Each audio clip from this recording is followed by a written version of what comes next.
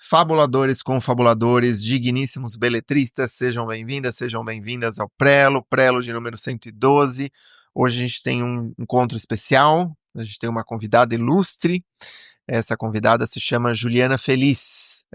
Conheci a Juliana na formação, a preparação do romance, ela me acompanhava nas redes sociais, se inscreveu na formação do canal e não escreveu um livro, escreveu uma trilogia, né, dentro desse universo da fantasia que é tão fértil.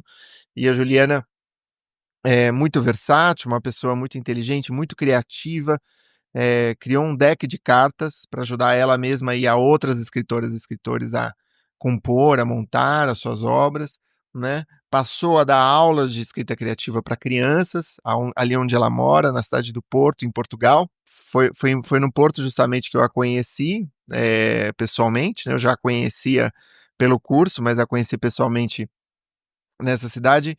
E a Juliana, eu acho que tem muita ideia boa, é uma pessoa muito lúcida, muito generosa, ela tem ideias muito interessantes e eu acho que você vai desfrutar e vai aproveitar muito da nossa conversa nos próximos minutos. Não sei se você está assistindo a conversa pelo YouTube, se você está escutando pelo podcast, pelo seu tocador, mas desfrute. Eu vou fazer uma apresentação aqui da Juliana. Nasceu em São Paulo, 1977.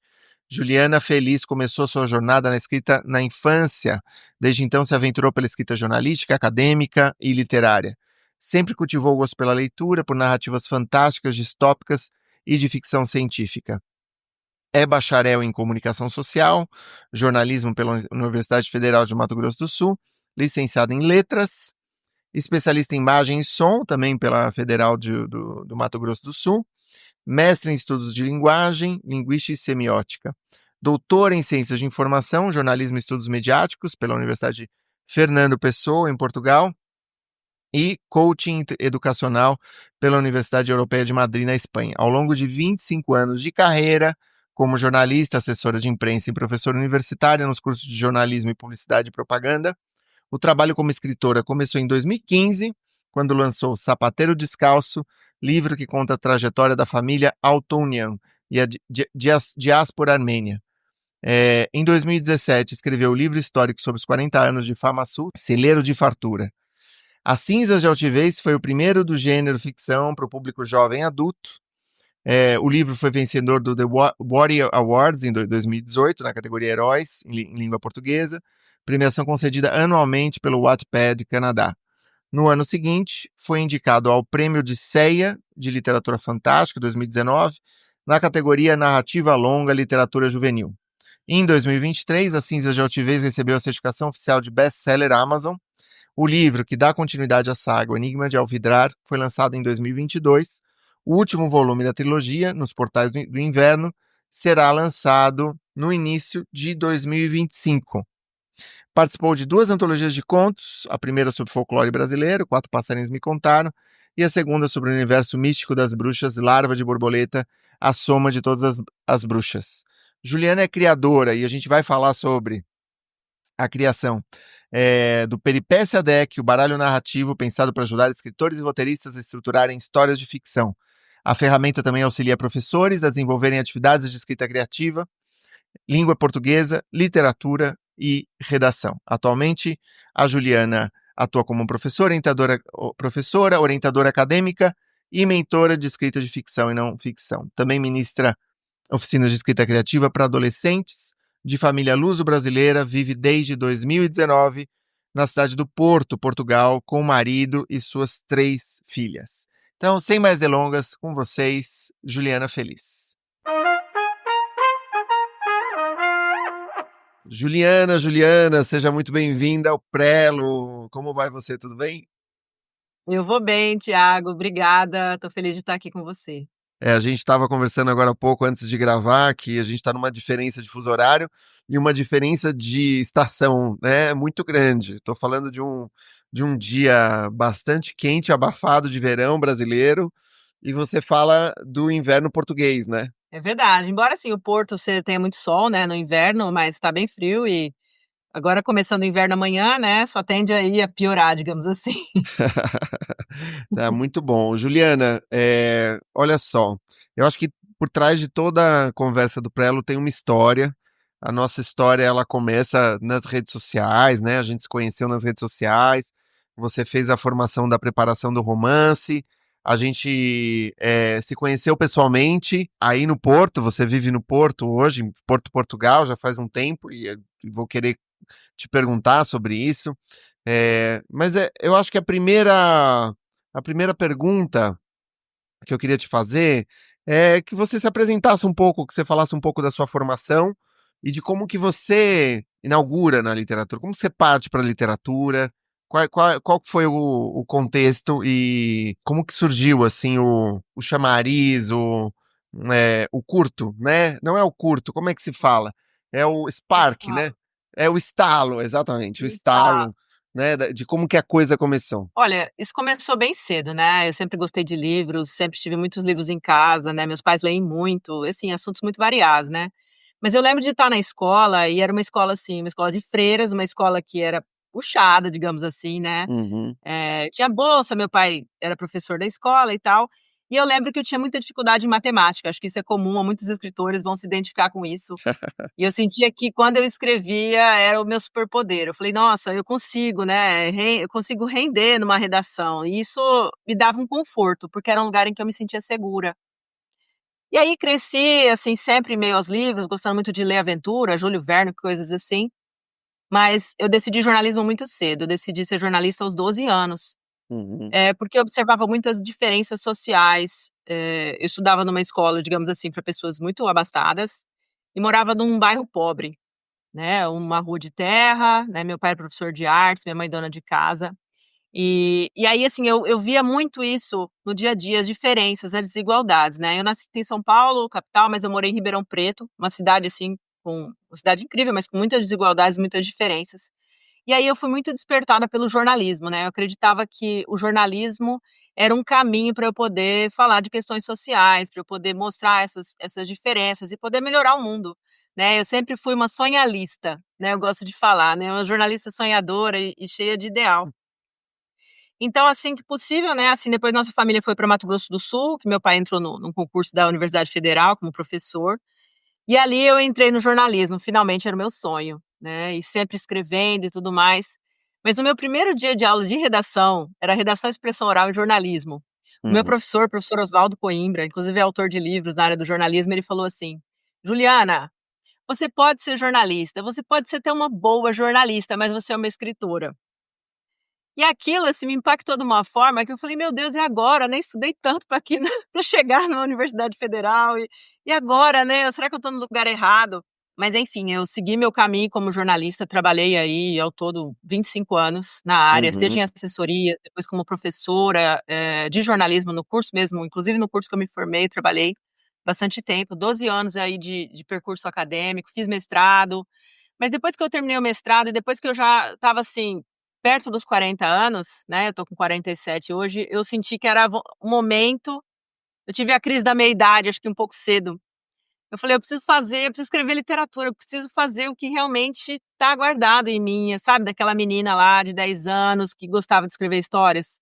Uhum. Porque eu cheguei num momento, assim, que eu já dominava tanto a escrita jornalística, já dominava entrevista, já dominava, todos os estilos dentro do texto jornalístico, desde texto de reportagem, eh, o próprio jornalismo literário, que sempre foi algo que eu gostei muito.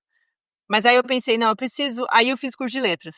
Aí fiz Uhum. letras, né, e depois fiz o doutorado aqui em Portugal, mas aí eu comecei, assim, a me aventurar pela escrita, mas a literatura, escrita de não ficção, né. Fui convidada por uma família para escrever uma biografia da Uhum. história do seu Arthur Altonian, um armênio que fugiu, né, no período do genocídio, né, e foi para o Brasil, aí para narrar a história dele. Aí foi ali, falei: "Nossa, eu vou escrever um livro agora, né, chegou o momento", mas ainda não era ficção. Aham. Depois no segundo momento, né, eu fui convidada também para escrever um livro de uma instituição importante lá em Mato Grosso do Sul, para contar os 40 anos da história deles, e eles queriam um jornalista que não fosse do meio rural, do Uhum. agronegócio, né, então era uma pessoa que trabalhava com outras questões, uma jornalista que tinha outros trabalhos, então eles queriam alguém com um olhar, assim, mais isento daquela realidade. Uhum. E aí escrevi um livro, super, assim, importante para eles e tal, e aí eu já tinha o meu segundo livro. Sim. E aí Sei. eu ganhei um dinheiro tão bom nesse livro, mas uma grana tão boa, eu falei: "Agora eu tenho dinheiro para fazer o meu livro", Legal. porque eu já estava pensando nele, né. Sei. Eu queria muito fazer um livro sozinha. Eu queria fazer o meu primeiro livro de ficção de uma forma Antes, independente. posso recuar um pouco? Pode. O seu primeiro livro de ficção, vamos ficar com esse gancho. Você disse que você tem seu pai era professor, né? E que você é professor de artes, e você fala de um resgate dessa menina de 10 anos. Onde que você localiza na infância, ou se, não sei se você localiza na infância essa paixão pela escrita, pela literatura, pela leitura? Se alguém me pergunta, por exemplo, eu vou saber, por exemplo, eu vou falar da minha tia, que contava histórias pra gente na beira da cama antes da gente dormir. Eu tenho esse vínculo com o meu irmão, que ele queria ser escritor, era um irmão mais velho, e eu ficava. E você teve alguma coisa na infância, na adolescência, que você se lembre e que seja um gancho assim, sabe? Um lugar onde a gente retorna sempre, sabe? Queria que. Sim.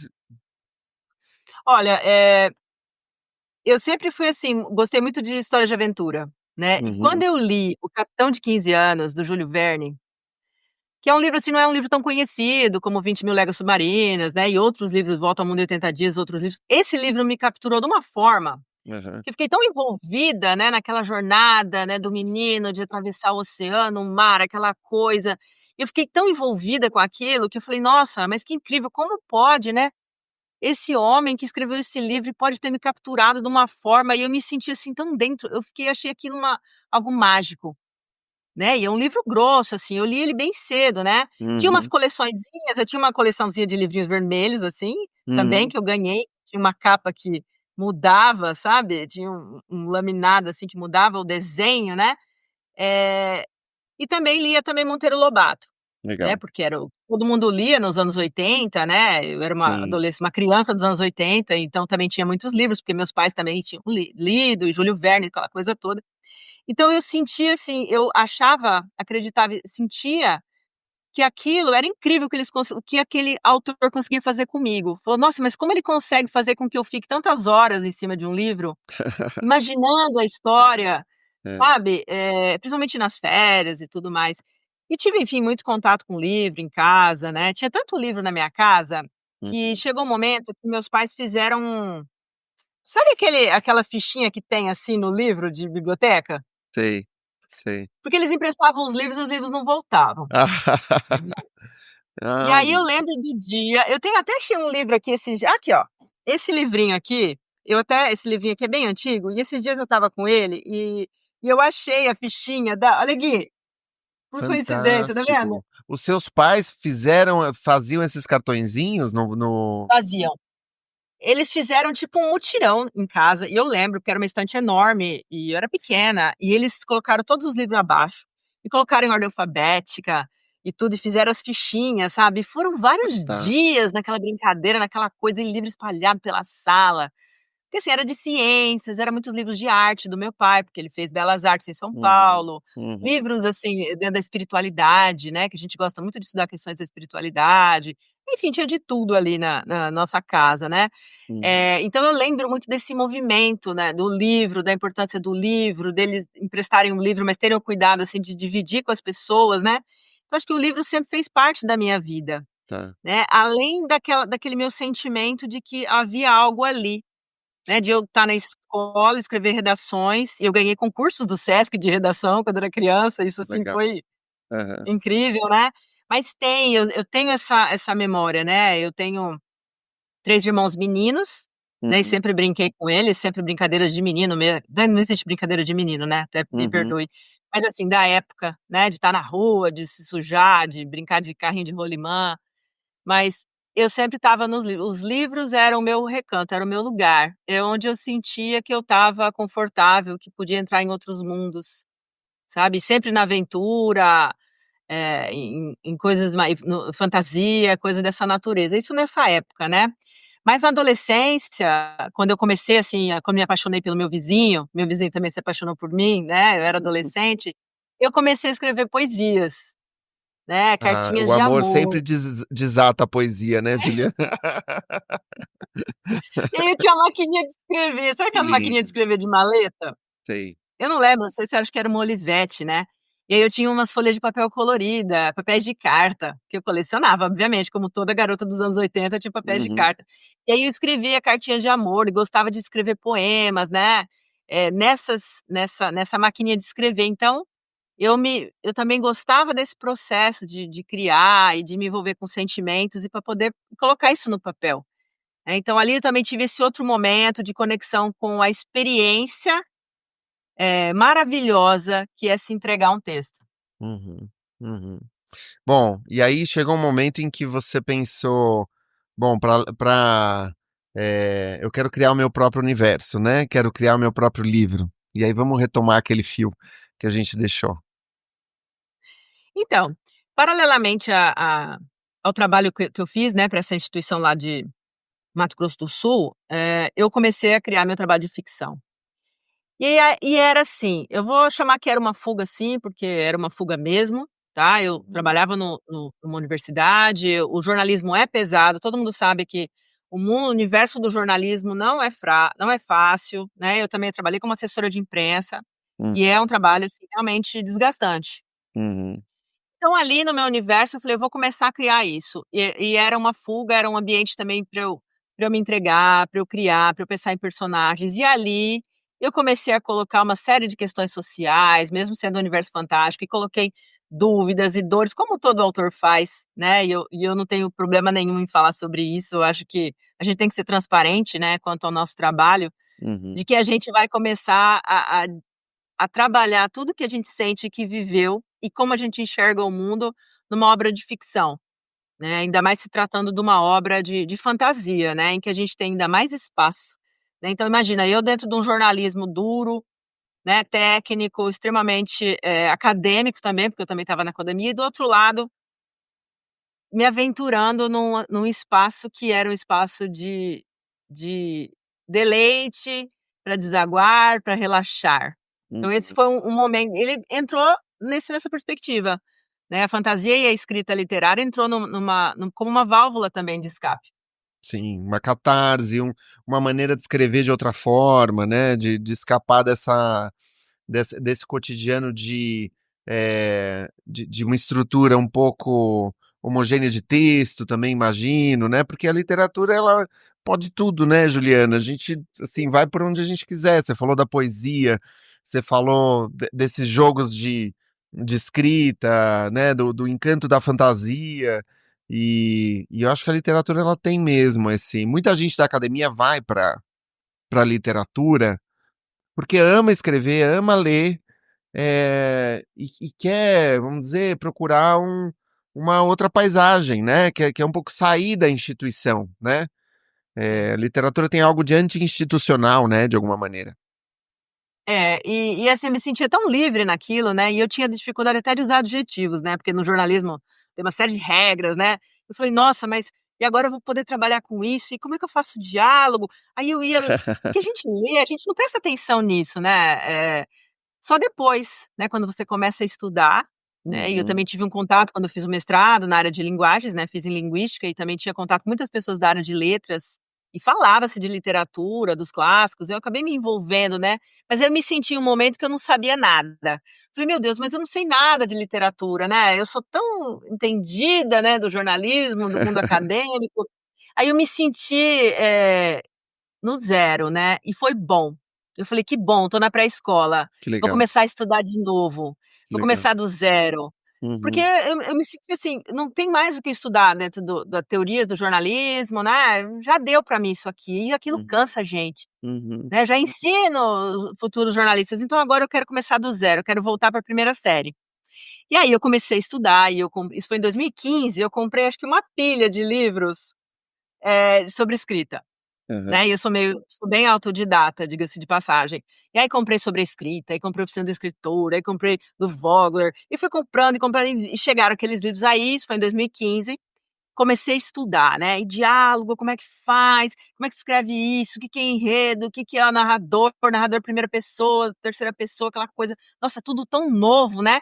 Foi aí que eu ingressei no seu curso, também preparação do romance, porque eu queria saber mais, né, eu também sou uma pessoa que eu não me sinto sempre preparada para as coisas, eu sempre sinto que eu tenho que estudar mais, mais, mais, mais, antes de começar as coisas, né.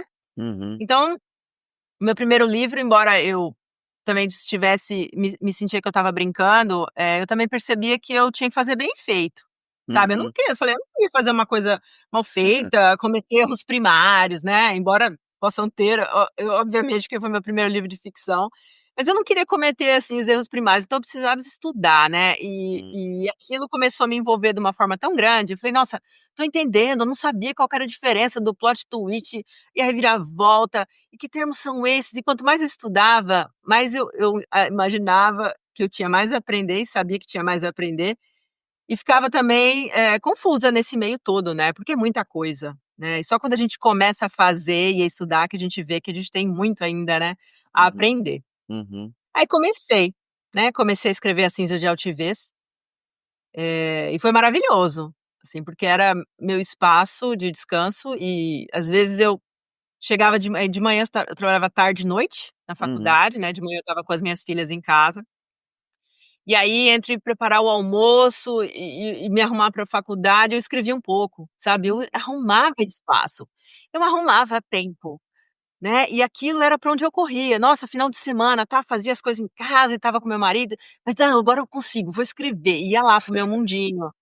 Né, e desenhei mapa do universo, aí fiquei brincando, criando os personagens, criando olha, nesse processo todo e foi maravilhoso, aí eu senti que eu não tinha mais volta, né. Uhum. Eu falei aí eu chegou um momento que eu falei: eu acho que eu vou acabar mudando de carreira", Aham. sabe. Eu senti que eu já estava esgotada no jornalismo, Tá. sabe. Eu sou formada no ano 2000, Uhum. né, então depois de 20 anos eu falei: "Não, acho que não tem mais onde eu caminhar". Claro, sempre tem Hum. muito, né, depois eu acabei fazendo um doutorado em jornalismo aqui em Portugal, porque eu senti que era hora de encerrar, falei: "Bom, agora eu já sou doutora em jornalismo, acho que eu já Uhum. acabei, agora chega, tá bom jornalismo, agora vamos para outro lado", né, e não só a sua formação que foi maravilhosa, aprendi muito, assim, em termos de você viver como um escritor, né, então aquilo que você sempre traz nas suas oficinas de você ter um hábito, de você ler muito, não ter assim, ler coisas novas, então eu li autores que eu não tinha pensado em ler, Uhum. né, Uhum. e também tem muitas coisas que depois vem aquela culpa de falar: "Puxa, podia ter lido já Dostoiévski", nossa, eu não li, né. Uhum. Porque eu li outras coisas, e também não dá para fazer tudo, não é mesmo? A gente também não pode sentir esse peso. E Sim, quanto sim. mais eu estudava, mais: "Nossa, não li Tolstói. Nossa, eu preciso ler Tolstói, daqui Ana Karenina, vou ler". Aí já li. Só que aquilo não tinha fim, né. Aí vi os livros que você traz na preparação do romance, li vários deles, né, me Uhum. encantei com Peter Paramo, por exemplo, que é um dos livros que você traz na sua oficina. E aí eu vi que eu tinha que muito a aprender. Né, então isso também me trouxe uma renovação enquanto profissional, enquanto pessoa, Uhum. recomeçar, né, Uhum. falar que eu quero começar de novo, e isso foi muito bom para mim, me senti mais nova, me senti com mais sede de aprender e a partir disso, né, eu fui à frente aí e consegui, enfim, depois eu escrevi Muito tô bom. terminando a trilogia É, tô então, terminando a trilogia. eu ia te perguntar disso, né, As Cinzas da Altivez é o primeiro livro de uma trilogia, né, ficcional para o público que é um público jovem adulto, Jovem né, adulto. e é um livro que ganhou em 2018 o prêmio do Wattpad, né, na categoria Sim. Heróis em língua portuguesa. Eu queria te perguntar um pouco sobre essa história, por que que virou uma trilogia, fala um pouco desse universo, eu queria te escutar um pouco sobre o seu universo criativo. Eu estudei muito, né, igual eu te falei, estudei muito pra começar, porque eu era muito medrosa nesse sentido, sabe, porque era um território novo, pantanoso, falei: "Ai meu Deus, nunca andei descalça nesse lugar, como vai ser?", né, já estava acostumada com a calçada asfaltada do jornalismo, e aí comecei, né, e aí comecei a escrever esse livro, comecei a escrever essa história, foi difícil no começo, porque eu tive que reescrever muitas vezes, que é normal, eu não sabia bem pra onde ir, mas aí eu entendi que eu precisava saber o final da história. né? E quando eu descobri como ia ser o final da minha história, e tudo foi muito mais fácil. E aí eu segui adiante com essa primeira história. E quando eu terminei, né, depois eu vou falar um pouquinho do processo, que aí eu ganhei o What's, né, e fui também finalista do Odisseia Literatura Fantástica, né, que é um Uhum. prêmio também da área da literatura fantástica, foi em 2019. No ano seguinte eu falei: "Nossa, eu acho que eu tenho um jeitinho, eu acho que pode ser que dê certo, né, vou investir, porque aí eu fiquei animada com isso, né, porque assim, é um reconhecimento, mas a minha felicidade estava no criar. Tá, Uhum. e eu gosto sempre de frisar isso, que o prêmio, né, é consequência, vender livros, ele também é um best-seller da Amazon, ele vendeu já milhares de e-books, né, esse livro tá na Amazon, depois tá impresso também, mas eu senti, assim, que o gostoso da coisa é fazer, é escrever, é criar, é o processo de você imaginar o nome do personagem, porque tem uma razão, de um símbolo, que cor que vai ser, a roupa, o lugar, e visitar um lugar aqui em Portugal e falar: "Nossa, esse lugar vai me inspirou para ter uma ideia de fazer uma cena", né. Uhum. Então, esse processo para mim já é o presente, já é a recompensa. Então tudo que vier depois é lucro, Uhum. porque eu me satisfaço tanto, eu me sinto tão, assim, feliz fazendo, é como se fosse um parque de diversões. Muito bom. Para mim, criar histórias é estar no parque de diversões em que eu tenho, assim, todas as possibilidades de ser livre, de criar e colocar os meus pensamentos e dizer muitas coisas que às vezes não dava para fazer no jornalismo, Uhum. né, porque o jornalismo ele fala, mas não pode falar, na verdade existem aí uma série de outras questões e nem vamos falar disso. Mas quando eu terminei o primeiro livro, eu vi que eu tinha criado um mundo complexo, né, uma sociedade com mapa, com uma religião, né, uma sociedade, autoritária, teocrática, ditatorial, né, e são, assim, dos temas, né, que me interessam muito, Uhum. né, eu sou uma libertária em muitos aspectos aí, enfim, trabalhei com questões sociais, com movimentos sociais no terceiro setor no Brasil por anos, por pelo menos 10 anos. Muito bom. Então, todas essas indignações com a sociedade brasileira especialmente, né, e outras também me tocaram e isso fez parte desse processo de criação. Temas como Inquisição, que são temas que eu estudei no meu mestrado a fundo, né, eu trabalho com questões do Uhum. feminismo, questões da mulher, né, dentro do mestrado, dentro da área acadêmica do jornalismo, eu trabalho com temáticas envolvendo as questões da mulher, do gênero em si. Então isso aí foi um espaço de eu também colocar, esses conhecimentos, né, numa forma dentro dessa história, porque não tem como, Tiago, você sabe disso, quem aqui está ouvindo sabe disso. Quando a gente escreve, o que está ali, a nossa ideologia tá no nosso texto, não há Uhum. como fugir disso, né. Então quando a gente faz isso chegou a ser um momento consciente, não é um trabalho inconsciente, sabe, é consciente. Mas Ele vai ser uma sim, história de uma jovem de 19, de 18 anos, que tem o destino dela escolhido pela sociedade que ela mora. Ela não sim. pode escolher o que ela quer ser, o que ela quer fazer, não. Existe um sistema em que meninos fazem isso, meninas fazem aquilo, Uhum. e homens têm mais opções, mas eles também são vítimas desse sistema, porque eles também não podem escolher. Uhum. Existem mais opções, é a única diferença, tá. E isso acontece com outros personagens também. Então, é ela contra esse sistema, tá. Então, ele também é fantasia, mas ele também é distopia, tá, porque aí existe uma sociedade toda bem elaborada, bem estruturada, com sua mitologia própria, com suas características próprias. E quando eu terminei o primeiro livro, ele fecha a história, né, a gente tem uma conclusão ali, o leitor se satisfaz com o final. Mas existem as tais das pontas soltas, né, o mundo ainda não acabou, aquele sistema de governo, autoritário, né, que censura, que tortura, que é grave com as pessoas. Ele não acabou, então eu preciso continuar essa história, Aham. né, então foi aí que eu, vindo para Portugal, eu antes de terminar, já estava nos 70% do livro 1, eu falei: "Não vai caber tudo, então vou ter que continuar, não vai caber tudo". E aí eu concluí e comecei o livro 2, né, e foi justamente no período que eu fiz doutorado. E aí teve a pandemia no mundo, enfim, mas aqui em Portugal a gente teve uma quarentena bem rígida, né, Uhum. então eu fiquei em casa com as meninas, com as minhas filhas, meu marido trabalhando porque ele é serviço essencial. Uhum. Então eu fiquei entre esse segundo livro e a minha tese de doutorado. Então eu fazia quando eu estava escrevendo, eu descansava no meu livro, né.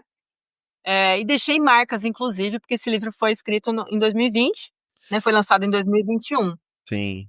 tá. Deixa eu fazer um parênteses. O fato de você ter se mudado de cidade, de país, você sente que mudou algo nesse processo de escrita? Ele de algum modo deixou a autora num outro estado de espírito, numa outra. Alguma coisa mudou aí nesse processo criativo do Cinzas da Altivez? Mudou, porque primeiro eu saí do ambiente que eu estava confortável, que era uma Uhum, cidade, né, eu morava em Campo Grande, Mato Grosso do Sul, uma cidade que eu já estava ali desde os 14 anos, um ambiente confortável para mim, em que conheci os escritores, estava numa cena também diferente, e uhum, eu me senti assim, um pouco até sufocada pela minha cidade. Porque eu era uma jornalista, as pessoas me conheciam muito, eu tinha milhares de alunos, eu acho que eu tive mais de 3.000 alunos, porque todo semestre ou novas turmas, e dando aula em 2 faculdades, então onde eu olhava, quando eu ia ao shopping, encontrava aluno, sabe. Então era difícil, porque professor já tem isso, professor universitário mais, professor de comunicação é assim, é mais ainda, né, porque eles estão em fantástico. todos os lugares, né. Sim. E quando eu vim para Portugal, eu era uma desconhecida, né, ainda sou, enfim, sou uma pessoa desconhecida, mas aqui mais ainda, porque eu não encontrava ninguém, não conhecia ninguém. Os meus pais já moravam aqui, mas Uhum, esse ambiente também me tornou, fez um ambiente não solitário, mas muito mais recluso. uhum. Eu mudar para Portugal, eu me tornei uma pessoa muito mais dentro de casa, de Ah, trabalhar é? dentro de casa. Tá. Aham. Depois veio a pandemia que reforçou isso tudo, mas lá eu era uma pessoa de fora, eu era jornalista, eu estava em todos os lugares, eu circulava, eu tinha um espaço social muito amplo. E aqui em Portugal não. Eu te restringia aos meus colegas do doutorado, ao meu professor orientador, e era eu só ia para a universidade mesmo, nas aulas, assistir às aulas, né, e depois fiquei reclusa. Isso me ajudou muito nesse processo de escrever, porque eu não tinha as distrações. Claro que dá para passear, tem coisas maravilhosas, mas é diferente. Então eu me senti, totalmente fechada em Uhum, mim, hum, no núcleo da minha família, e isso também me deu mais conforto e mais introspecção para eu poder escrever. tá. Isso para mim foi muito bom, porque, eu consegui olhar muito mais para dentro, meu Uhum, processo de autoconhecimento foi muito mais enriquecedor para mim. uhum. Eu me libertei de uma série de coisas, né, e depois que a gente passa dos 40, né, mais libertador ainda, porque você fala: "Eu não quero mais isso para minha vida", e deixar esse ambiente, pra mim foi importante, porque eu recomecei em várias coisas, em vários aspectos da minha vida, da minha carreira, né, porque eu recomecei com em outros papéis, em outras funções e em outra cena social, né, e ser imigrante também influenciou muito, É, né, eu sou é. cidadã portuguesa, mas Aham, não faz eu sou imigrante, não importa, sim. né, não importa. E isso também está imantado na minha literatura, no meu segundo livro e no terceiro livro, essa questão da imigração é Olha só, ah, tá. muito forte mesmo. Porque a gente tem uma ilha, né, tem uma ilha diferente lá no livro e os personagens vão pra lá, pra essa outra ilha, como imigrantes ilegais, eles fogem, né. Não é spoiler, enfim, não vai atrapalhar em nada, mas eles do momento que eu saio do livro 2 para o livro 3, esse grupo especial, que é o grupo núcleo do início núcleo inicial da história e é a protagonista também, tá, ela viaja, né, assim como eu também viajei, e tudo muda nessa nova Uhum, ilha. uhum, E a uhum, partir daí essas questões da imigração e de refugiados e de barcos, isso também está na história e está até o terceiro livro agora que eu estou finalizando. É muito forte, né, das pessoas que estão numa ilha e que uma ilha proibida, que o mundo inteiro não tem acesso, é proibido ir até lá e eles não sabem quem está lá. Então existe um acordo de que um não invade o outro, uhum, né, então, existe essa fronteira, né, essa fronteira tão forte, tão marcada, mas que essa protagonista rompeu essa fronteira e hum, recomeçou a vida e mudou até de nome. aham, uhum, Então é incrível realmente como esse momento da escrita revela muito sobre nós, sobre o que a gente vive, uhum, e o quanto é incrível também criar e refletir sobre isso, e também poder transmitir essas ideias dentro da história, por situações que todo mundo vive. uhum, Ser imigrante, muita gente vive. uhum. Estar num lugar novo, desconfortável muitas vezes, né, mudar de carreira, ter que se reinventar, se desfazer, como se eu tivesse morrido e renasci aqui, E nesse outro continente. Juliana, você vai publicar agora em fevereiro, vai lançar o terceiro volume da trilogia, é o último. Ou não? Esse É é o o último. terceiro, esse é o que encerra. O que que essa trilogia te ensinou como escritora? Olha, foram 8 anos, né, desde que eu comecei a pensar no primeiro livro, em 2015 eu comecei 2016, 2015 comecei a estudar, 2016 que eu comecei a escrever mesmo A Cinza de Altivez, e dali pra cá o que eu aprendi, né, que a gente não pode abandonar a nossa escrita, Hum, deixar livro pela metade, deixar capítulos perdidos. E quando a gente faz uma trilogia, isso é ainda muito mais sério, porque a gente tem os nossos leitores. uhum, Eu vou hum, pensar nos milhares que baixaram o meu primeiro e-book, nas centenas que compraram meu primeiro livro impresso, eles têm que saber o que vai acontecer com a Ariadne. É um uhum, compromisso com essas pessoas, e eu levo isso muito a sério. Então, bom. quando eu fiquei doente um período, né, fiquei bem mal, né, na época da pandemia, você sabe muito bem o que eu tive. E eu falei: "Nossa, e se eu morrer e não terminar não terminar o meu livro, né?". E é curioso que isso passou pela minha cabeça, né, porque todo mundo que pega essa doença fala: "Nossa, e se eu morrer?". Fiquei mal, fiquei mal. É, Porque se eu morrer, né, claro, vou deixar as minhas filhas, a minha família, como é que vai ser isso? Mas eu cheguei a pensar nisso, uhum, porque quando você tá doente e tá numa situação que você não sabe se vai piorar ou vai melhorar, tudo vem na nossa cabeça. E aquele compromisso de: "Eu preciso terminar isso é muito sério". É muito sério, eu não posso deixar as pessoas sem, o final dessa história, hum, né, elas gastaram um tempo da vida delas lendo. Então isso, eu já tinha esse sentimento de começar e terminar as coisas, tá, geralmente eu começo e termino, tá, mas isso é da minha personalidade. Às vezes eu demoro começar, decidir começar. Não, eu vou quando eu decido ir até o final. Então acho que todo escritor, quando ele decide começar uma história, seja um conto, um romance ou uma trilogia, né, que é algo assim ainda muito mais audacioso, é pensar: "Você vai até o final disso? Vamos terminar uhum, isso?". Isso vai levar uhum, anos, uhum, porque aquilo tem que ter uma completude, aquela história tem que ter ela tem que estar conectada, você não pode deixar personagens pelo caminho, né, você precisa amarrar toda essa história, precisa de fôlego, né. E eu aprendi a ter constância, persistência. Eu não escrevo todos os dias, Thiago. Escritor que fala que escreve todos os dias, pode existir? Pode. Não é meu caso. Tá, eu tenho aquelas períodos, né. Às vezes eu pego, assim, um mês e vou, né, um mês eu decido: "Ah, essas férias vou fazer isso". hum, Às vezes eu pego só que chega uma hora que dá uma cansada, né, eu falei: "Não, preciso parar um pouco, preciso parar um pouco, descanso e volto", né. Mas quando eu decido: "Olha, eu vou escrever agora até o dia tal, vou escrever até tal capítulo", e eu vou. Não há o que me faça parar, nem que depois eu uhum, tenha que voltar, e obviamente vou voltar, vou revisar, vou reescrever, vou apagar e vou fazer de novo. Mas eu aprendi a constância, você ter um compromisso com você, com a sua escrita e com os seus leitores, e você levar a sério essa brincadeira, porque escrever literatura, escrever ficção, é uma brincadeira levada a sério, uhum. de Não, tudo. e é incrível, porque você nos diz: "Ah, eu não escrevo todo dia, Tiago, e a gente precisa terminar o que a gente começou".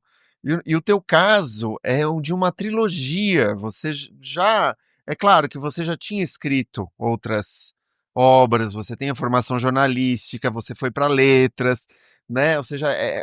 existe um caminho aí que já está direcionado.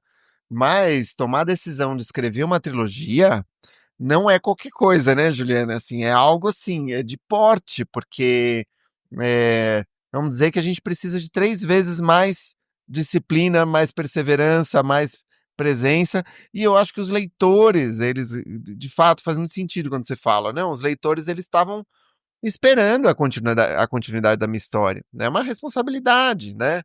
E é muito bacana porque de escritora você se torna professora de escrita, além de professora, né, da universidade, você já era professora, e aí em Portugal você começou a dar aula para crianças, né? Para crianças, para jovens, né? Como que isso se traduz? Bom, primeiro que eu queria compartilhar, eu falo muito pouco sobre isso, porque eu na minha juventude, eu tinha uma dupla paixão, sim, eram várias, mas uma era por livros de fantasia, Senhor dos Anéis, tudo que tinha a ver com fantasia, né, mas principalmente Senhor dos Anéis, esse universo do Tolkien, de outras línguas, línguas inventadas, também sempre derivadas de uma mitologia e tal, aquilo sempre me fascinou muito.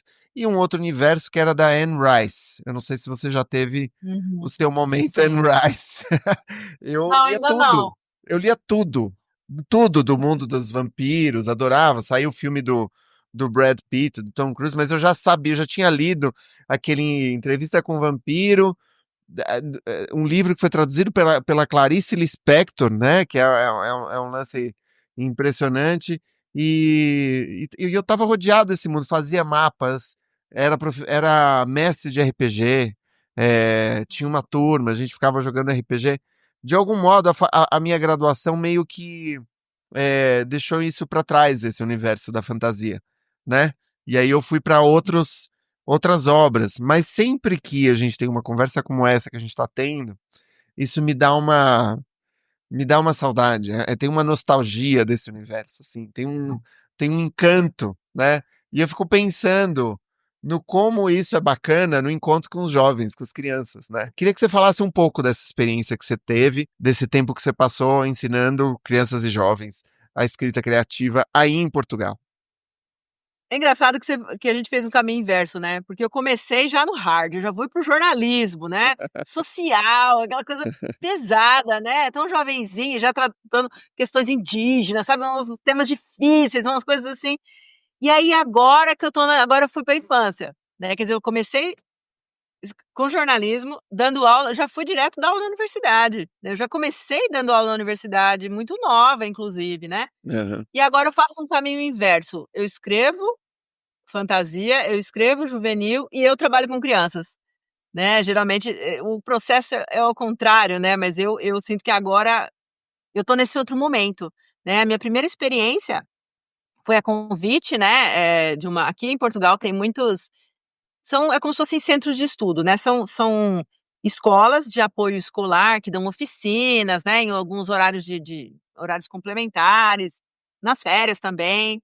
E aí essa pessoa que eu conhecia, ela me convidou: "Olha, dá para você, montar uma oficina, né, você é escritora, eu vi o teu livro, para jovens, para adolescentes", era de 12 a 17 anos. Uhum. Falei: "Meu Deus, né, e agora, né?" E aquilo eu falei: "Meu, o que eu vou fazer, né?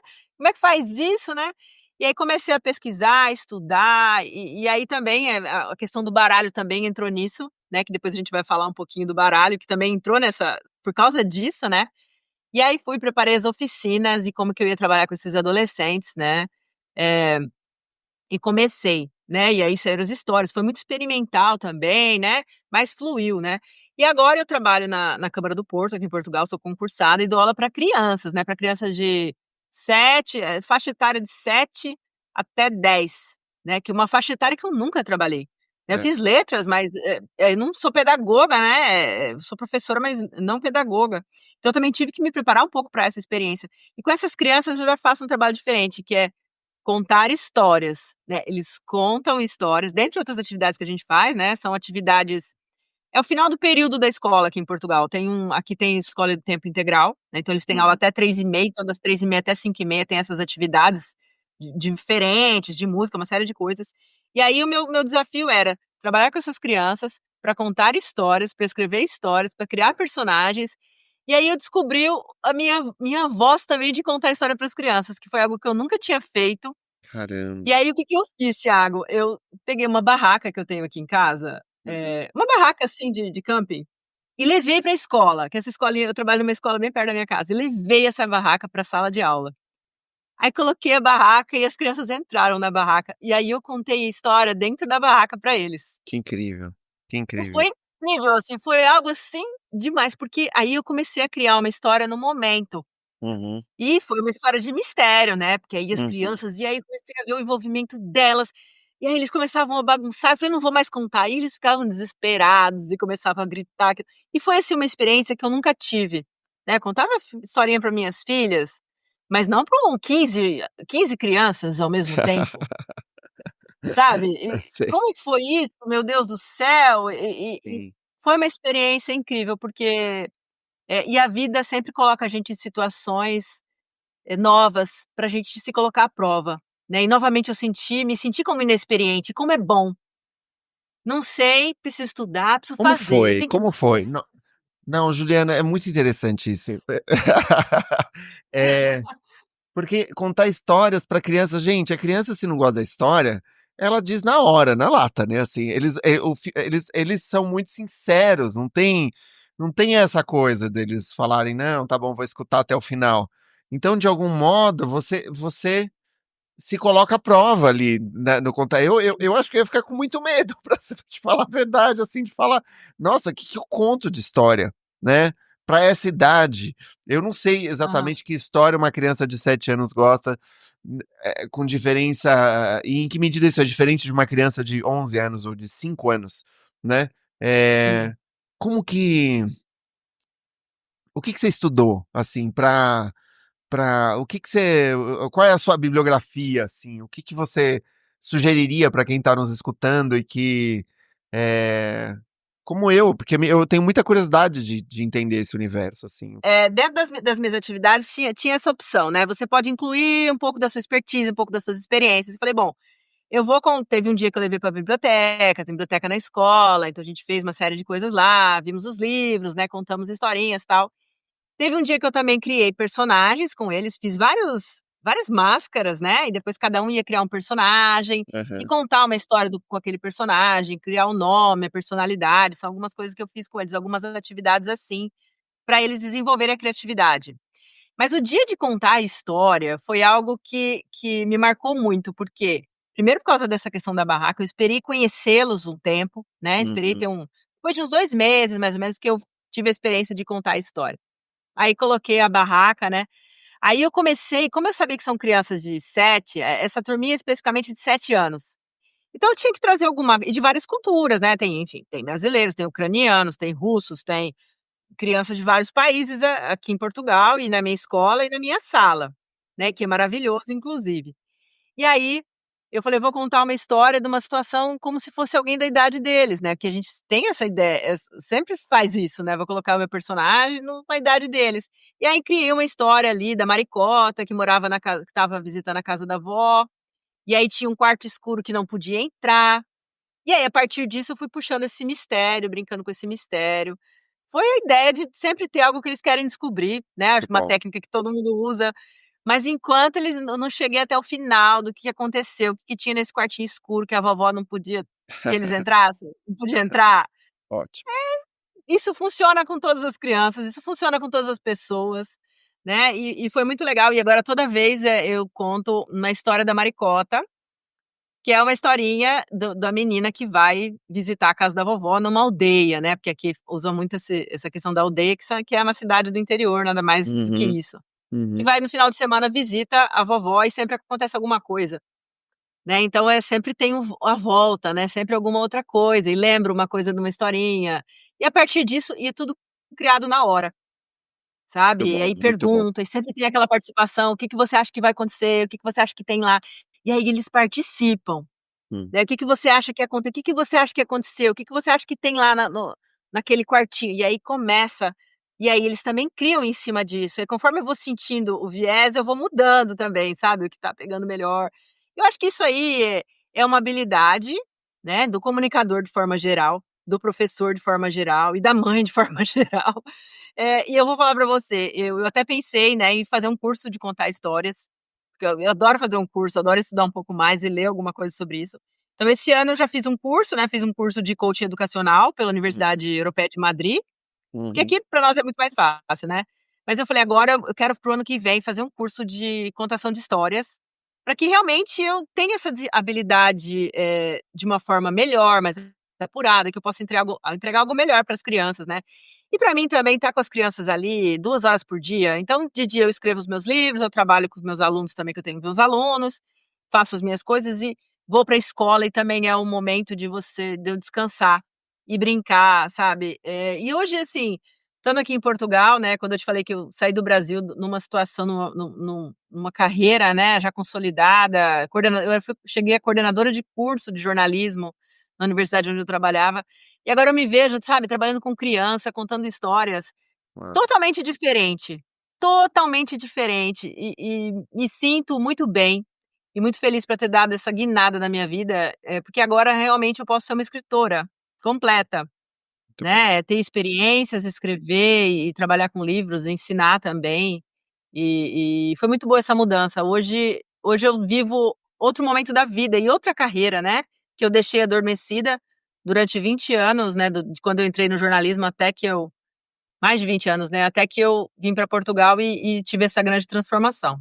Muito bacana. E você falou que bom, você elaborou uma um guia, vamos dizer, um jogo, né, que ajuda as pessoas a contar histórias, né?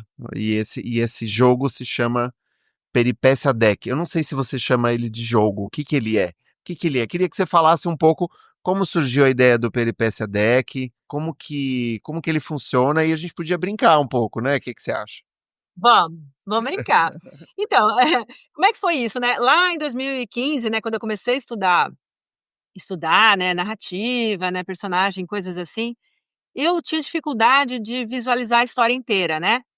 Aí tentei aplicativos, tentei planilhas, né, para poder enxergar, porque são muitos personagens, aí tem o passado, aí tem o presente, aí tem o passado de 40 anos. E essa dificuldade de enxergar tudo isso me incomodava, porque eu não Hum, queria furos na minha história, né? Falei, não pode ter furo, a idade dos personagens tem que combinar. Isso me afligiu um pouco, sabe, Thiago? Eu falei, nossa, será que isso vai funcionar? Será que aí tem 100 anos, né? Aí tem várias gerações, enfim. Aí eu falei: "Já sei, eu vou comprar uns post-its, vou começar a trabalhar com cartões", né. Isso surgiu da minha cabecinha mesmo. Eu sei que tem uhum, pessoas hoje eu pesquisei, sei que pessoas trabalham assim, mas na época eu não sabia. E aí eu comecei a montar na parede do meu quarto lá: "Olha, primeiro ato, como é que vai ser, os personagens, aí o que vai acontecer aqui, o que vai acontecer ali", pra tentar enxergar essa história. tá, E eu olhava para aquilo ali como se fosse aquela parede do detetive que tá desvendando um crime muito bom. com os personagens ligados, esse é irmão desse, depois tem aquilo, e fiquei envolvida nesse processo, né. Uhum, Então isso ficou adormecido ali, eu usei como uma ferramenta minha mesmo ali para eu poder me estruturar. E depois aqui em Portugal, quando eu tive o convite, né, para dar essa oficina para adolescentes, pensei: "Puxa, como é que eu vou trabalhar com eles de uma forma lúdica?", né, tinha que ter alguma coisa, eu não vou passar um PowerPoint para esses adolescentes, não faz sentido nenhum, o que que eu vou fazer e tal.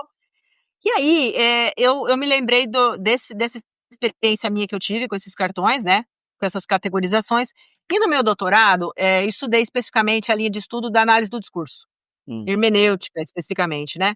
E dentro da análise do discurso tem várias categorias, então você vai estudar lá o subjetivo, o primeiro plano, várias questões quando você vai destrinchar um texto, né, e eu destrinchei aí, eu estudei textos jornalísticos, né, milhares de textos, e aí eu falei: "Puxa, e se eu pudesse fazer a mesma coisa dessas categorias dentro de um texto literário? Como seria essas categorias?". Aí comecei a pensar nisso. Aí eu desenvolvi esse baralho, que seria o quê? Eu comecei a perceber que existiam os padrões, né. E aí também não é uma visão estruturalista, dura, né, de: "Nossa, todo livro tem que ter isso". Não, não tem que ter nada, porque a proposta é que ele seja lúdico, a proposta é que é, seja uma brincadeira. Aí comecei a pensar nisso, falei: "Bom, todo livro, toda história", eu vou falar de história, né, não vou falar o livro, toda história tem um gênero, geralmente, ou ele vai ser uma história de terror, vai ser um suspense, vai ser uma fantasia, vai ser uma distopia. Então comecei por aí, comecei pelos gêneros. Daí fui estudar isso, descobri todos os gêneros, né, depois, enfim, vários livros para poder identificar todos os possíveis. Aí que mundo, né, onde é que aí fui na ideia do jornalista, o que, quem, quando, onde, como e porquê, o lead jornalístico. aham, Aí pensei: onde que essa história vai acontecer? Vai acontecer nesse mundo real? Vai acontecer, no universo paralelo? Ele vai acontecer numa sociedade distópica? Ele vai acontecer no fundo do mar, né, lembrando aí, vai ser debaixo da terra, lá lembrando Júlio Verne, como é que vai ser? Vai ser no outro planeta? Vai ser espacial? Então aham, tem que ter um lugar nessa história.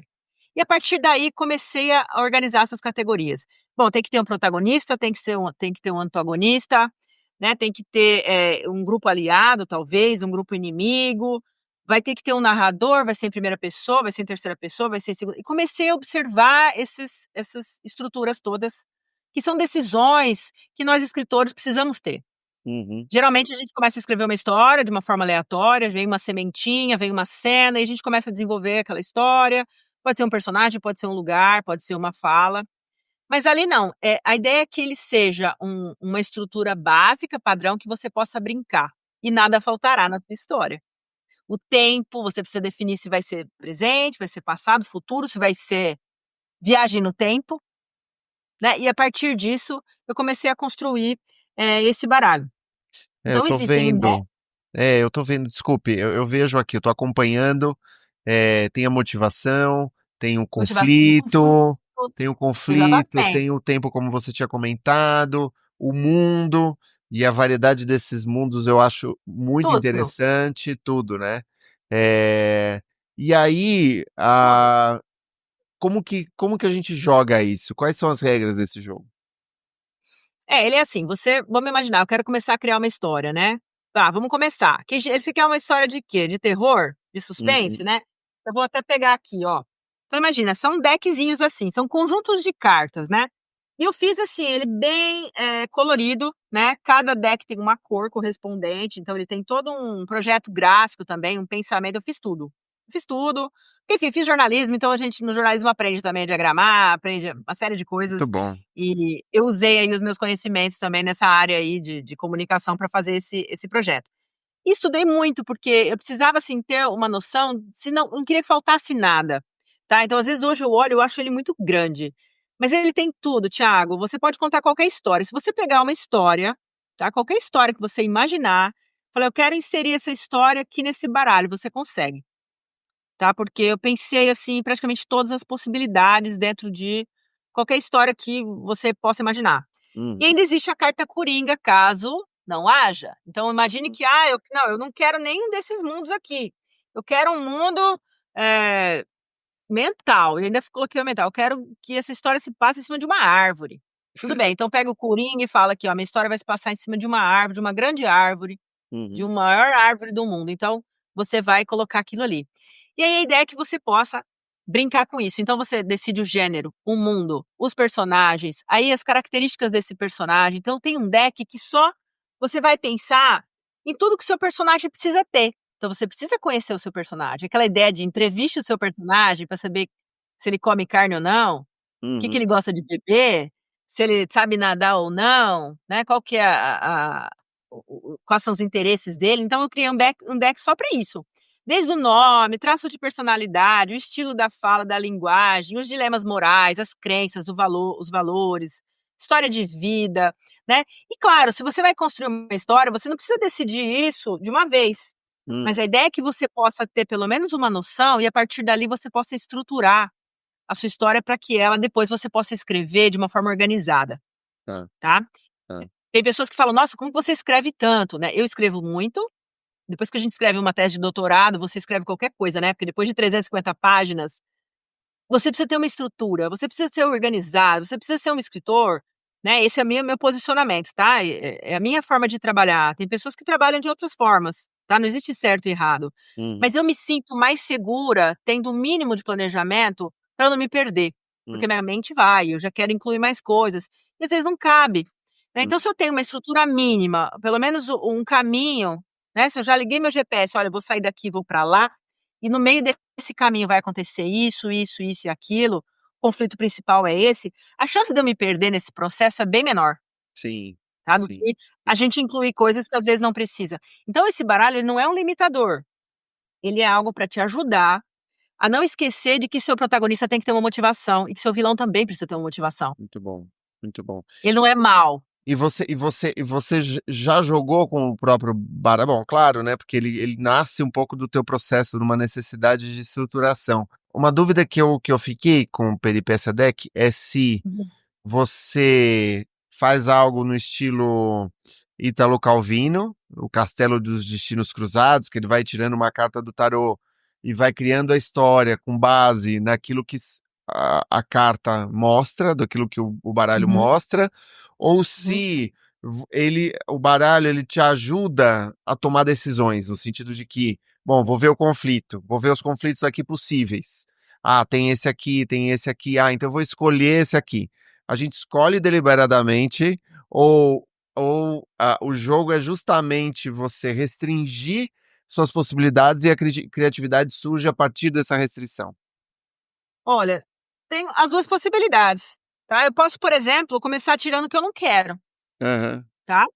Eu tá. tenho um conflito, aí você vem lá, bem e mal, conflito desconhecido, que são lutas, né, forças ou realidades incompreensíveis, tipo um Stranger Things. Conflitos éticos, conflitos geracionais, né? Aham, Grupos, aham. indivíduos, conflito interno, até isso eu coloquei. Conflitos com a natureza, né? O homem contra a natureza, relacionamento proibido. Mas já gostei, relacionamento proibido, né? Vamos no clichê aqui. Nossa, gostei. Às vezes a sua história pode nascer a partir de um conflito, Uhum, uhum, tá? Às vezes você tá sem ideias, aí você pode pegar deixa eu te falar aqui, artifícios, né? O deck de artifícios, ele traz, por exemplo, nossa, eu preciso essa parte da história, eu quero alguma coisa diferente. Aí tem lá, por exemplo, morte de personagem, aham. né? Aí tem. Você pode usar um artifício de metanarrativa, por exemplo, Uhum. narrador não confiável. Você pode usar. Aí você fala, nossa, objeto mágico ou de poder, porque ele também é uma ferramenta para te ensinar coisas. Porque Uhum, tem o baralho e tem um e-book, que é um manual uhum, prático, eu vou chamar assim. uhum, Falou: uhum. "Nossa, objeto mágico de poder. Nossa, eu já ouvi falar nisso. Puxa, é verdade, tem muitos livros que têm objetos mágicos, né. Puxa, interessante, gostei disso aqui, hein. Olha lá, um personagem ganha ou encontra um item especial com habilidades extraordinárias, que impulsiona a trama e surpreende a todos. Bem RPG isso aqui, né. Poxa, gostei disso aqui". Aí você ao mesmo tempo é um espaço em que você escolhe, mas ele também pode te dar ideias nesse processo. Sim. Tá, então é muito livre, né, você pode, por exemplo, já tenho tudo na minha cabeça, eu já sei que eu quero, eh, uma história de ficção científica em que criaram um clone do meu namorado e não sei o que fazer. Eu acabei de inventar, não sei o que fazer, porque agora o clone tá aqui, meu namorado morreu e o que que eu vou fazer, né. Uhum. Então você pode, eu já tenho uma ideia e o baralho vai me ajudar a estruturar esse castelo inteiro. Perfeito, Eu perfeito. tenho Muito, só uma ideiazinha. muito Eu bom. preciso ter uma motivação. Dessa personagem quer o quê? Ela quer acabar com esse clone? Ela quer encontrar o namorado? O que que ela quer, né? E aí, para você estruturar isso, eu coloquei 3 opções. E claro, tudo é livre. Eu coloquei a estrutura em 3 atos, que é Uhum. clássica, né, então desde eu coloquei prólogo, epílogo, aí todo lá, primeiro ato, segundo ato, terceiro ato, tudo mais, até o clímax da história. Aí eu coloquei a clássica jornada do herói, para quem gosta, para quem ainda, né, quer começar e quem que também tudo é livre, né. Uhum. Tem gente que tem preconceito com jornada do herói. "Ai", gente, usa a jornada do herói, começa, né. Quem nunca começou, nunca escreveu, por que não já a jornada do herói? Não vejo problema nenhum, né. Aí fica, ai, o pessoal: "Ah, não pode usar a jornada do herói. Ah, isso é muito não, não é, tá. Se quiser, faça a jornada do herói. E tem a jornada da heroína também, que eu criei um deckzinho especializado lá pra Maureen, Murdock, né, que criou essa jornada da heroína, também como uma opção. E também você pode não usar isso, você só pode usar: "Ah, eu só quero conflitos, eu só quero usar esse deck de personagens e arquétipos também", né, Uhum. porque eu criei um deckzinho só de arquétipos para te ajudar a ter ideias para personagens. E claro, você vai pegar um arquétipo aqui, o órfão, o Harry Potter, por exemplo, que é que eu peguei aqui aleatório, órfão, né. Você pode usar isso aqui, falar: "Gostei, eu acho que combina com o meu personagem, eu acho que interessante". Ele é para te dar uma ideia do como Uhum. você pode explorar melhor, coisas que talvez você não imaginaria. Então ele é um material eterno, né, se você tem, você pode usar sempre. Eu já escrevi contos usando, eu participei de livros de contos e usei para experimentar. E com os adolescentes eles funcionou muito bem. Muito bem, porque quando eu coloquei ali mundos, né, fui colocando: "Ah, eu gostei desse espacial, gostei". Para os Uhum. adolescentes é muito divertido essa possibilidade, porque aí ele vai brincando com aquilo. "Ah, eu quero um conflito entre 2 planetas", né, então são esse tipo de coisa que eu Muito vi bom. dentro da sua piscina. "Eu quero conflito com 2 planetas, mas o rei desse planeta é pai da princesa do outro planeta", sabe, essas coisas, assim. E foram criando em cima daquilo e conseguiram escrever a história depois, a Uhum. partir desses incentivos. Porque quando a pessoa também não tem nada, isso é um incentivo para ela começar, Sim, dar ideias, sim. né. Então é um pouco dos 2, sabe. Escritores iniciantes, escritores mais experientes que também, querem experimentar, para ter outras ideias, para sair dos vícios, para professores, até para roteiristas, né. Tem um roteirista que comprou meu baralho e depois ele falou: "Nossa, eu gostei porque, para o roteiro funciona também, porque esses elementos da narrativa, eles são muito similares, não há muito como, né, Fantástico. sair disso". Então são múltiplas possibilidades, tá? Eu não recomendaria para crianças, por causa das imagens, né, que são imagens, assim, às vezes tem umas imagens de terror, coisas assim que crianças não é bom para elas verem, né. Tá bom. Mas acima de 12, 13 anos não tem nenhum problema, tá. Mas eu pretendo criar um infantil também para Que professores trabalharem com bacana. criança. Muito bom. Juliana, queria te parabenizar por esse projeto, pela trilogia.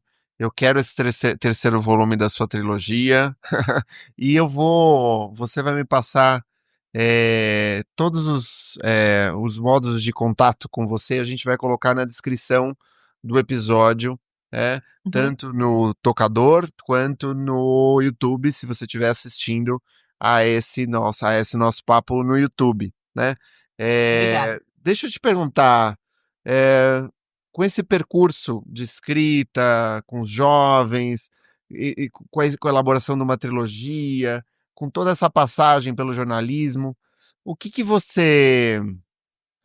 O nosso público, em geral, é de escritores, né, que nos acompanham. Escritoras, Sim. escritores, e muitos estão ali, assim, às voltas com seu primeiro livro, né? O que que Uhum. você diria para essas pessoas? Olha, para curtir o processo, para que o processo seja divertido, porque se ele for porque ele vai ser maçante em algum momento, quando você tiver com aquele texto que você não gosta, quando aquele diálogo está emperrado, quando você não sentir naturalidade, quando você tiver que revisar, e o processo editorial também é bem moroso, difícil, estressante, né, para que você viva o momento e não fique pensando só no dia do lançamento, enquanto o seu livro vai vender, não ficar pensando, mas que curta o processo e as dores desse processo, porque as dores do processo de escrita, tá, o calo da mão, o cansaço que você vai ter, e às vezes você tá com um nó e você fala: "Nossa, o que que eu vou fazer agora, meu Deus?". E você sofre com o personagem. Eu várias vezes chorei enquanto eu escrevi, eu falo e sofrer mesmo com aquilo, porque é isso, o processo é esse, e quando a gente não se entrega ao processo de escrita de forma genuína, eh, não funciona, Thiago. Então, a gente não tem que pensar em prêmio, em lançamento. Claro, todo mundo gosta, claro que sim, mas isso é só coração. Isso aí é só o casamento, é o dia do casamento, tá? A festa do teu casamento. Você tem que namorar essa história, você tem que Uhum, curtir, você tem que estar com você e não contar para as pessoas, sabe? Preserve esse momento, proteja, viva intensamente. Você vai se conhecer também enquanto você escreve. Você vai poder explorar, você vai ver que você era capaz de coisas que você não imagina, até de ideias, hum. né? Às vezes eu vejo os meus vilões e falo: "Nossa, gente, eu sou má, eu sou Muito bom, cruel". E assim que é gostoso, você fala: "Nossa, eu quero ser muito má aqui nesse muito momento". bom. E curtir o processo, sabe, viver e sempre não sofrer porque você acha que não tá bom, porque hoje eu também leio meu primeiro livro, é um bom livro, eu acho que ele era o livro da Juliana de 2018. Uhum, A Juliana de 2018 não existe mais, uhum, ela nem mora mais no Brasil, mudou, eu sou outra pessoa hoje, eu sou outra mulher hoje. E a gente também aceitar essas nossas transformações, tá. Eu também sinto que essa minha trilogia é um ensaio, eu tô uhum, começando. Tá, estou começando. Eu tenho 3 livros, só 3 livros de ficção, tenho 2 livros, 2 contos e não tenho mais, né. E eu me sinto como uma aprendiz e assim deve ser, tá. Estudar sempre, ler sempre, não ter preconceito de: "Ah, eu não vou ler isso". Leia, gente, leia, leia tudo, leia clássicos, leia autores contemporâneos, autores brasileiros, autores de outros países, sabe. Não precisa ter, esse purismo também: "Ah, eu só vou ler isso". Não, curta o processo, leia outras pessoas, apoie outros escritores, seja uma pessoa legal com os outros escritores muito bom. e e e curta, sabe. Mas eu vou confessar uma coisa pra você, eu não vou mais escrever trilogia, sabe. É difícil, é puxado, porque é isso, a gente se transforma, né, você mesma tá, né, essa ideia da transformação, é que eu acho que por isso também eu nunca coloquei uma tatuagem no meu corpo, porque eu pensei assim: "Nossa, mas eu não sei se o Thiago de 55 anos vai gostar dessa tatuagem". É uma espécie de covardia, talvez em algum momento eu crie essa coragem Uhum. e fale: "Não, vou fazer uma trilogia, vou fazer uma tatuagem", enfim. Mas se Mas alguém perguntar se você não tem uma tatuagem, você fala: "Não picho monumentos". eu não? O quê? Picho monumentos. Eu não picho monumentos. Ah, ou talvez sim, não sei, mas eu acho Por quê? incrível isso. Por que não, né, por que não? Acho que não há isso. A gente, às vezes, se coloca muitas barreiras e limites que não existem. Quem Mas falou que você não pode, né? Mas isso é muito a coisa da trilogia, do universo, é muito de quem ama histórias mesmo, Juliana. Assim, eu É. sinto isso na tua fala, eu sinto isso no teu percurso, eu acho muito bonito isso de se envolver com os personagens, se envolver com esse universo e ter, vamos dizer, essa criatividade tão dinâmica a ponto de criar, vamos dizer, um baralho, né, de possibilidades que são infinitas, né? Porque Infinitas. você pega um deck, você As pega um deck, combinações. as combinações São infinitas são combinações. E são curiosamente, eu tive essa ideia, não só do meu percurso, mas essa oficina que eu fiz com adolescentes mas foi justamente pelas categorias da análise do discurso dentro do meu doutorado. Parece que uma coisa não tem nada a ver com a outra, mas são tantas categorias para você dissecar um texto, né? Eu vou chamar assim, Uhum. dissecar um texto com todos os níveis de profundidade para você poder extrair um discurso, aquela coisa toda acadêmica, né? Hermenêutica, que eu estudei hermenêutica, e você transpõe isso para uma outra. Nossa, aqui tem uma estrutura, existe uma estrutura. Embora seja um processo tão lúdico, né, criativo, solto, mas há uma estrutura, sempre há uma estrutura. Começo, meio e fim é uma estrutura? Muito bom. Toda história tem começo, meio e fim, né? Agora, quando diz não tem, tem uma estrutura. Então, eu penso isso, que o contar história deve ser realmente curtir esse processo, né? E quando eu vejo a possibilidade da minha personagem, ó, aqui vai morrer, esse personagem vai morrer ou não? Você tem esse poder nas mãos, vai morrer ou não? Vai dizer que ama ou não vai dizer que ama? Vai responder o eu te amo ou não vai responder? Como é que vai ser isso? Você ter essa brincadeira e pensar, e tal coisa, o que aconteceria se? Uhum, uhum. Essa brincadeira de e se eu fizer isso, o que pode acontecer? E você brincar com esse processo, e brincar com os personagens, é a mesma coisa que a gente faz com a nossa vida. Você dizer sim ou não, eu disse sim para sua entrevista. Muitas coisas podem acontecer. Se eu tivesse dito não, também outras coisas poderiam acontecer, Muito bom. né? Eu acho que criar histórias também parte disso, dessa brincadeira. É o livre-arbítrio nosso colocado na vida dos nossos personagens. Juliana, feliz, muito obrigado por essa conversa. Eu tenho certeza que as pessoas vão se inspirar, vão se encantar, vão atrás dos seus livros. Eu queria te perguntar se você gostaria de acrescentar alguma coisa. A gente está encerrando a nossa conversa. Se você gostaria de deixar alguma mensagem. Primeira coisa, agradecer, né, pela experiência, pela oportunidade de estar aqui com você, né, Muito admiro muito o obrigado. seu trabalho, Muito você como obrigado a você. pessoa, e feliz, né, enfim, por estar aqui. É até redundante, né, Juliana feliz está feliz. Mas acho que a gente tem que ser verdadeiro. Verdadeiro com a nossa história, com as nossas histórias, com o nosso percurso, com a nossa carreira, e desistir de uma história, desistir da gente mesmo, sabe? Acho que muitas pessoas abandonam a literatura, a escrita por achar difícil, mas não é.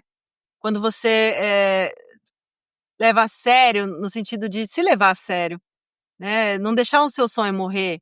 E não é frase de coach não, é uma frase assim de falar: "Poxa, eu quero ver o filho nascer, eu quero ver esse livro pronto, eu quero que esse livro circule na mão das pessoas, que as pessoas se divirtam com a história", Uhum, e o sabor mais gostoso é esse, né, das pessoas também, essa ideia, essa história que nasceu, que nasceu na nossa cabeça e que você transpor para o papel, ela vive e ela depois habita a mente de outras pessoas, sabe? Quando a gente pensa nisso, é maravilhoso.